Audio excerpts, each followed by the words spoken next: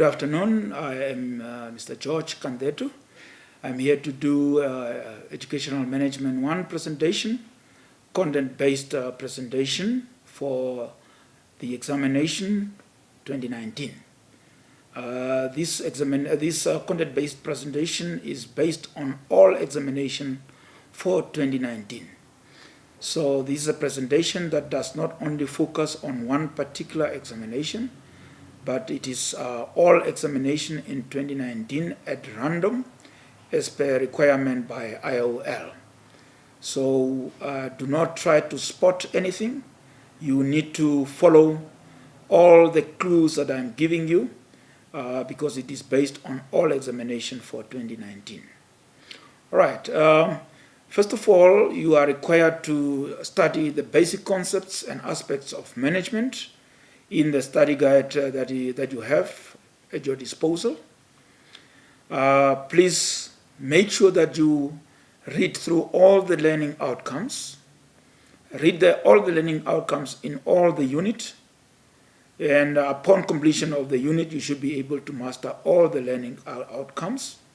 And bear in mind that we are not allowed to give you scope, as I said before, of work to be covered during examination. You need to study all units, and you are guided by the learning outcomes. In other words, as you study, you must always go back to your learning outcomes and determine what is it that you must learn and how deep should you go about it. Even if you consult other resources, you always have to look at the learning outcomes in your study guide. So today I will highlight a few topics that you will find hard to answer, as well as the common mistake that students tend to make. Let us look at management, manager, and administration. This is a broad topic in your study guide, and the reason why I brought it is because you need to look at it. You can look at it from the perspective of defining the concepts, management, manager, and administration. So you can give us the differences between those concepts, management, manager, administration. Then characteristics of management, you need to be able to tell what are the characteristics of management. You can also look at classroom management as a time management. In other words, the moment you enter the class as a teacher, you start with classroom management, and your classroom management is normally divided into different time zones. Those allocated times can deal as a time management. And then the meaning of educational or school management. What does that term mean? Educational or school management. And the characteristics of a profession. For an institution to qualify as a profession, there are certain characteristics that you can identify, so you should be able to tell what are the characteristics of a profession. The scopes and duties of a principal. If you go through your study guide, you will realize that they are actually demarcated duties that deals with children, as well as duties that deals with curriculum and so on. So the scope and duties of a principal. And then the generic function of management, which is divided into 3 levels. And also basic concept and aspect of management. If it have to continue, then you have the generic management functions, which is planning, organizing, leading, and controlling. You should be able to distinguish between all those 4 concepts. When we talk of planning, what is it? Organizing, what does it mean? Leading and controlling. And how do they fit with each other? Although we talk about them as distinct concepts, there is a link where one cannot stand on its own without the other. And then the difference between management and female management style, difference between male and female management styles. Your study guide talks about the fact that there is no difference, or sometimes there is what we call a stereotypical difference and a non-stereotypical difference. So you need to be able to know and distinguish between all those concepts. Management theories and skills, that is also a broad topic in your study guide. They also refer you to school management, or what we call the theories of management, the violence, instrumentality, and expectancy, or the VI theory in short. So this is a theory which indicates the effort that a staff member will do, and that performance translated into an outcome, and all of those are driven by what we call motivation. So they are divided into expectancy, instrumentality, and violence. So you need to read with understanding what the VI theory represents. What does it say? You should be able to say this using your own interpretation. So by understanding what the VI theory says, you will be able to interpret it and put it in your own way of understanding. Again, we have the process theory. You need to look at what are the contributions to process theory. Multiculturalism, managing diversity. How does a principal, for example, deal with multiculturalism? How does a principal manage effectively diversity? These are situations that we face every day, because many of our schools are actually diversified in terms of their cultural setup. And this is what we are talking about. How do principals manage diversity?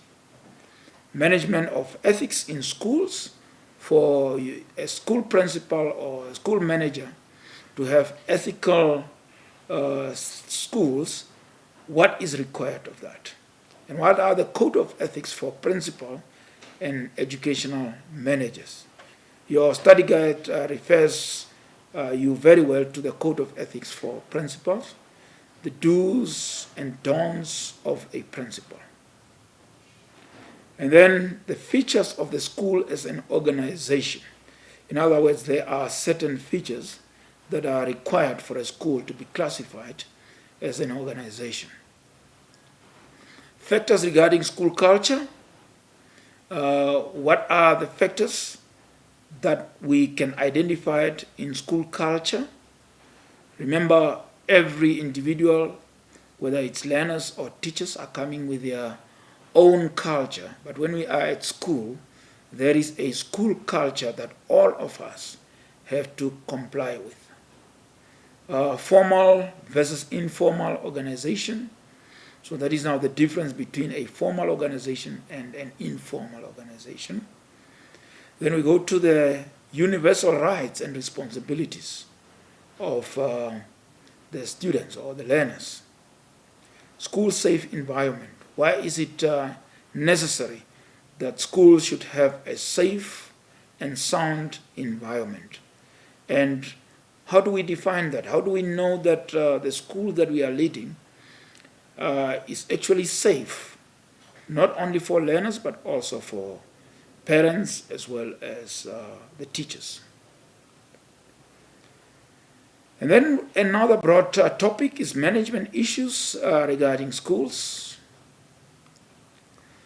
Here we will talk about the roles and responsibilities of a head of department, depending on, is it now to do with the curriculum, or has it to do with communication, and so on. The importance of parental involvement and how to enhance their involvement. We know that parents play a very important for the effective learning and teaching in any school setup. Now, what are the importance of this parental involvement? And how can you, as a manager, enhance or enforce their involvement? And then rewards and recognitions. This is pertaining to the learner's achievements, the type of rewards that a school can offer. Here we're talking about prize giving. You can talk about sports awards that can be given and so on. Very well outlined in your study guide. And then the negative effects of corporal punishment on children. We know that by law, corporal punishment is prohibited. And what are the effects, if you have to analyze, what are the effects that corporal punishment may have on the children? Why did the government come up with the abolishment of corporal punishment, dehumanizing type of punishment, punishment that really goes deep into the psychological being of the child, and many more that are outlined in your study guide. And then another broad topic that is talking about the financial management issues regarding the school. The uses of resources in a school. Here we can divide them in physical resources, financial resources, and intangible resources. Every school should be in a position to look around and see what are the physical resources that we can use to augment financial resources for the school. And you can also look at intangible resources. These are resources, for example, where you can make use of the good standing of the school in order to advertise the name of the school and be able to source very valuable people in the community that will be able to help the school. The basic process for the development of the school budget. What are these processes? What are the ABC of doing school budget, of developing the school budget? And then, of course, the strategies for preventing the wasting of school resources. It's a very important topic. There are measures that you as a school can put in place in order to prevent the wasting of school resources. So as much as we harness resources from various sources, we also need to look at the school resources sparingly. That will bring us to the end of this presentation, and I wish you all the best with your examinations. Please review this presentation at all times, and as I said before, this presentation does not only focus on a certain examination, April, August or so, but it is a general presentation that covers all examination that you are writing for this year. We may not demarcate examination per trimester or so. Thank you very much.